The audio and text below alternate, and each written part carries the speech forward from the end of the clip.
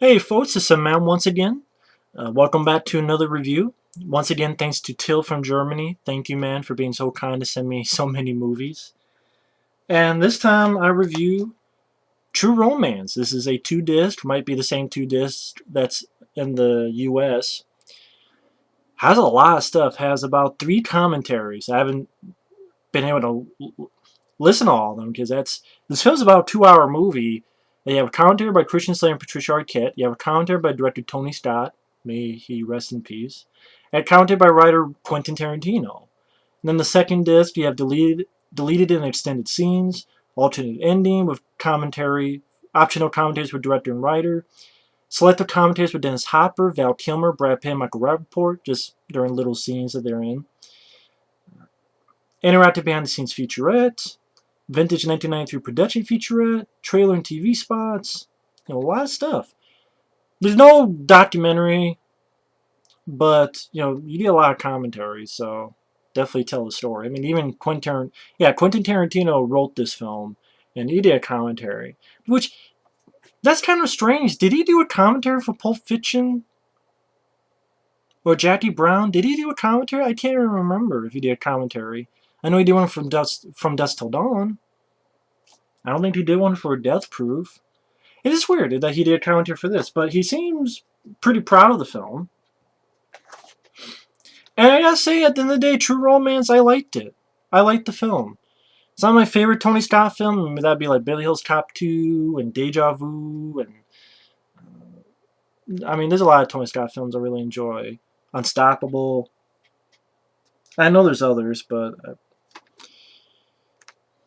Tony Scott, he's a director I really enjoy. It's really sad he's no longer with us. I mean, yeah, from Top Gun to Man on Fire to a lot of films. Crimson Tide. But yeah, True Romance, I liked the film. And the cast is insane. I mean, you look at this cast. You got Christian Slater. You got Patricia Arquette. You got Michael Rappaport. You got Bronson Pinchot from Perfect Strangers. And he was in Beverly Hills Cop. You have Dennis Hopper. You have James Gandolfini. May he rest in peace. Gary Oldman. Christopher Walken. You got Chris Penn. Again, may he rest in peace. You got Tom Sizemore. You got Brad Pitt. You got Val Kilmer. You got Samuel Jackson. Paul Ben Victor, who I remember he was in a bit role in Daredevil, and I think he was on a TV show called The Invisible Man. I believe that was him. You have just a lot of people in this movie, a lot of people. And this film, I mean, you definitely tell with a lot of instances this was written by Quentin Tarantino. I mean, Christian Slater's character, he works at a comic book shop, and he's a big fan of kung fu movies, particularly Sonny Chiba movies like the Street Fighter, Return of Street Fighter, and Sister Street Fighter. Which, is there a good DVD of those? I know there's always the shitty bootleg ones. I wonder if there's a good DVD of those. That'd be something to invest in one day. But True Romance, I know people. I remember hearing something about how Natural Born Killers and this film was going to be part of the same movie, but it was too long. And something about Natural Born Killers would be the first half, and something about them, Mickey and Mallory would be chasing this guy who's trying to make a movie on them, and the movie he wants to make is this film. I'm not sure if that's true, but that's what I've heard. But I enjoy the film because just the cast, such a big cast, is well done. I liked the cast. I thought they did a really good job. I thought the writing was pretty good. Christian Slater, his first conversation is about his admiration with Elvis Presley. And he talks to this girl. It's like, if I had to fuck a guy, it'd be Elvis. And talks to the girl about taking her to 3 Kung Fu movies. She goes, no. So he goes to see Sonny Chiba anyway. And really enough, in one of the deleted scenes, there's more to that.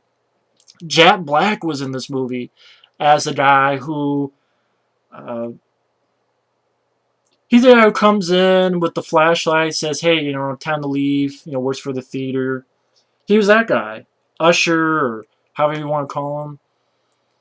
That was, early Jack Black. He was in the deleted scene because that scene in the theater was extended. And during that scene, Patricia Arquette drops her popcorn. They start talking and meeting. Apparently she's a fan of Kung Fu movies as well. They go on a sort of a date. He shows her where he works, which is a comic book place. She tells about how she's a call girl and that his boss got her for him for his birthday, and he seems very calm about it, and she's like, why are you so calm? And she works for a pimp called Drexel, which Gary Oldman, this is literally, Gary Oldman is a really good actor, because I've never seen him in this performance before. I mean, he's got dreadlocks, he's got a fucked up eye, he talks like he's a white rapper, like a white gangsta. I mean, he pretty much talks like he's black. At least that's what they say in the movie. But pretty much, really, he talks like a gangster. Like, what a white boy. Or there's just scenes like, he say don't be eating pussy. And then you have actually Samuel Jackson in a very teeny tiny role, where Gary Oldman's talking to Sam Jackson. They're talking about eating pussy. So I'm like, yep, this is definitely written by Quentin Tarantino. And Gary Oldman, kills Sam Jackson. This other guy's like, oh shit, this guy is not to be fucked with. This pimp. It's just so weird seeing Gary Oldman in this type of role. If you look him up on YouTube, True Romance Gary Oldman is like, wow, I've never seen Gary Oldman like this. And again, stuff that makes me think of Quentin Tarantino is that there's a scene where Christian Slater, or at least Patricia Arquette, they're watching a John Woo film called A Better Tomorrow. I think it's 1 or 2. Although I say that, I remember hearing somewhere that Tarantino actually had another movie. So maybe it was Tony Scott who thought of John Woo to put in there, which is cool. And then you have this weird thing where you get Val Kilmer in the film. He's in 2 scenes, this one and near the end, where Christian Slater, like I said, he talks about Elvis. So he imagines Elvis talking to him. And you don't see his face. I guess maybe originally you're supposed to see his face, but you just see his body and hear his voice, and it's Val Kilmer. And it's pretty much Christian Slater talking himself into getting rid of this pimp so that, he can live a life with Patricia Arquette. Which I thought that was a little bit rash, a little bit of a rush. Because it's not really that long in the film. I'm like, you're already talking about killing someone? A pimp?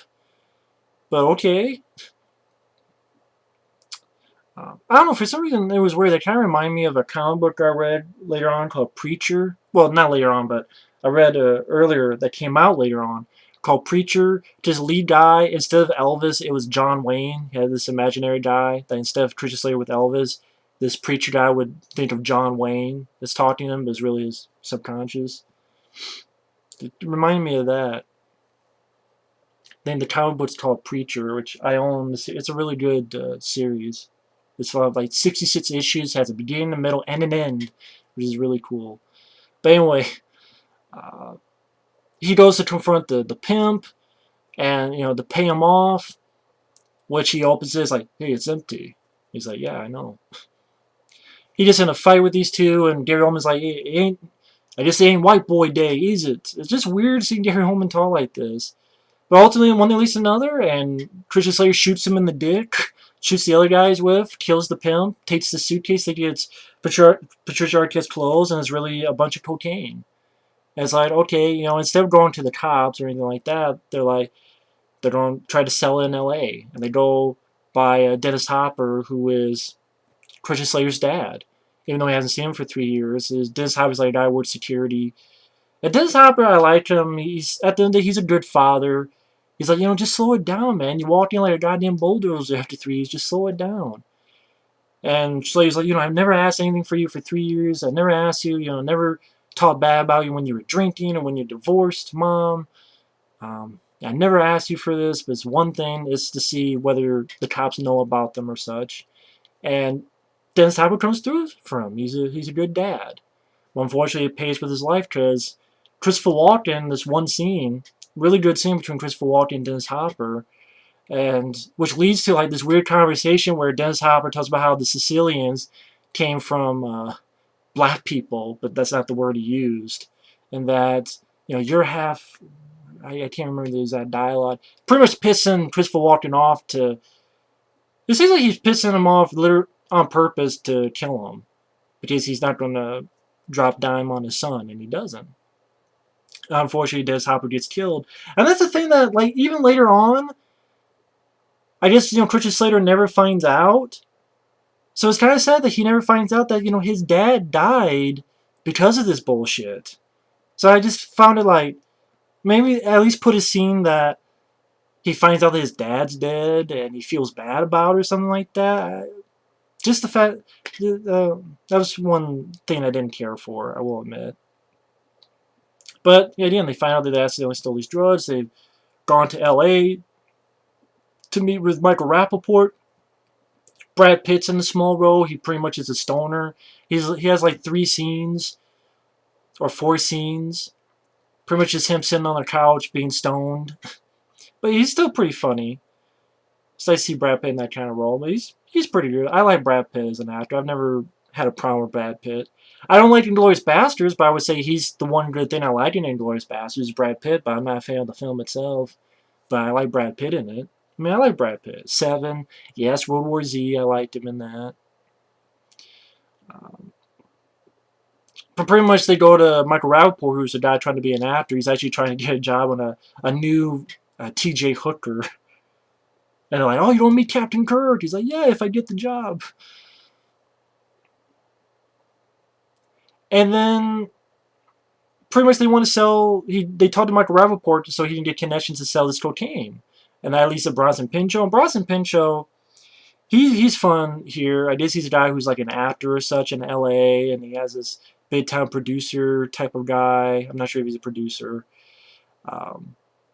They meet on a roller coaster, which I thought was cool. It made it a bit different that they have a meeting on a roller coaster. I thought this was fun that he's trying to talk to the guy on the phone, Bronson Pinchot, and the phone's cutting up. And one of the characters' name is Dick. And it's like, who the fuck is Dick? But Bronson Pinchot doesn't hear that exactly. He's like, you want me to suck his dick? Oh, who the fuck is Dick? I thought that was pretty funny the way Bronson Pinchot pulled that off. I thought it was pretty hilarious. I thought he was pretty good. There's also a little scene later on where he's trying to hide these drugs, and the girl, like, after all I've done for you, fucking whore. And she just pissed and hits his arm, and the cocaine goes all over his face as a cop is walking by. And she's laughing her asses. I thought that made me laugh too. I thought that was pretty funny. But yeah, he's like James Gandolfini. He finds out where they are, beats the shit out of Patricia Arquette really badly. But she gets to come up because hits him on the head. She actually burns the shit out of him with a lighter and a aerosol can, gets him on fire, and then stabs the shit out of him, and then shotguns the motherfucker. So 1, 2, 3, the guy is done and toast. So she definitely gets the comeuppance on Gandolfini.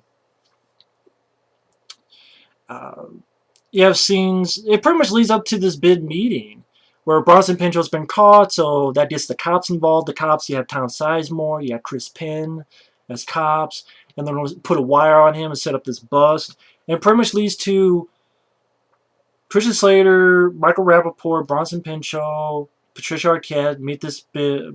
I forget if he's a producer or stuff. Then the cops go in, and then the bad guys. Because Christopher Walken's not in the film, he's only in that one scene with Dennis Hopper. But the rest of the bad guys come in, and pretty much there's a big standoff. And pretty much kind of remind me later on what they did at Enemy of the State, where it's a bunch of people get in. You have cops, you have bad guys, you have people in the middle, and just everyone shoots everyone. And pretty much the only ones who don't die is Michael Rappaport. He runs out of there. Patricia Arquette. And then in the original ending that Quentin Tarantino wrote, Christian Slater died because he got shot in the eye. But then Tony Scott, from what I understand, did not want that ending. They shot the ending, it's on the DVD, but Tony Scott actually preferred that he lived. And so he has an eye patch, and they live. They have a baby that they have a kid they name Elvis, and end of the movie. Now, True Romance, I gotta admit, I wasn't really interested at first in this film, but I liked it. I mean, I liked the film. I mean, I would say I liked this more than Natural Born Killers.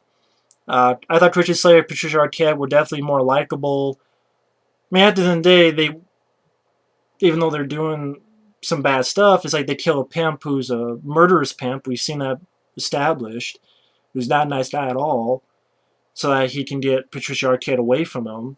And then, okay, they don't sell cocaine, but it's because they want just a better life. which still, I mean, they're still breaking the law, but they're not like Mickey and Mallory. So they're a bit more likable. And just, it was great to see this cast. Like, everywhere you turn, it's like, oh shit, there's Val Kilmer. Oh shit, there's Brad Pitt. Oh shit, there's Christopher Walken. Oh shit, there's Dennis Hopper. Oh shit, there's Tom Sizemore and Chris Penn. Holy shit, there's Bronson Pinchot. And I thought it was well written. I thought Tony Scott, he had his hand of directing. It's definitely an R-rated film, practical bullet squibs.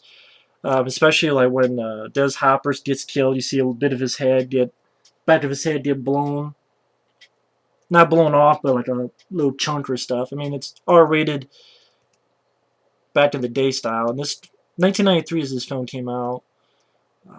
Hans Zimmer did a pretty decent job with the score. It has a catchy theme. You have some songs that are recognizable, like Aerosmith, you know, "Take Me to the Other Side," which is actually in the trailer, but they actually use it in the movie as well. I'm not sure what more I could go in depth with this. I thought that it was just has a lot of energy to it, has a great cast that worked very well together, didn't bore me, has a fun script. You know, just put in Sonny Chiba and put in, okay, we don't have a meeting on a roller coaster, and you don't have, you know, Bronson Pinchot. He was a fun character. You know, the shootout at the end was well done. I thought Tony Scott handles, you know, he knows how to handle action. He, unfortunately, he knew, you gotta say, he knew how to handle action. And that went up to his death. He was definitely a great action director. And again, this film was handled very well. I never got bored. It kept me involved, kept me interested. And it says it's a director's cut, so I don't know what was added in there. It says it's a director's cut. I don't know what was specifically was added. Maybe like you see a little bit of more of a sex scene. Maybe that was it between Patricia Slater and Patricia Arquette earlier in the film. Maybe that was added in. I'm just guessing. But everyone did their jobs well. I mean, just, again, that cast is a hell of a cast. And Quentin Tarantino writing the script, he's definitely a talented guy. And Tony Scott's a good director. You know, you had all these people come together and they made a pretty damn good flick. I mean, I don't know what more I can say. Just check out True Romance for yourself. You don't need me to spoil everything. But either way, True Romance, I liked it. So either way, thanks for watching. Take care. And we'll see you next time.